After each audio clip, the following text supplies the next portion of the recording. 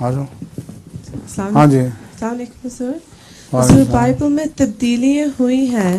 Bible میں جو سامس ہے یہ کس نے لکھے تھے اور کیا ان میں بھی تبدیلیاں ہوئی ہیں؟ کیا چیز؟ سامس.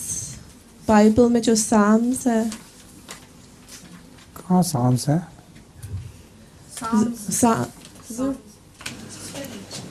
بائبل میں جو سامس کا حصہ ہے ہاں اس میں تبدیلیاں ہوئی ہیں. اکثر کی نہیں ہوئی. سامس جو ہیں وہ حضرت داؤد کے سامس تھے، اور جہاں تک میرا علم ہے اس میں تبدیلیاں نہیں ہوئی، اور وہ اس لیے بھی نہیں کہ وہ احکامات کے سامس نہیں ہیں، وہ خدا تعالیٰ کی حمد کے گیت ہیں، اور ان میں کسی نے تبدیلی کی ضرورت نہیں سمجھی. جزاک اللہ. انہی سامس میں رسول اللہ صلی اللہ علیہ وسلم کی پیش گوئی بھی ہے. اچھا. وعلیکم السلام.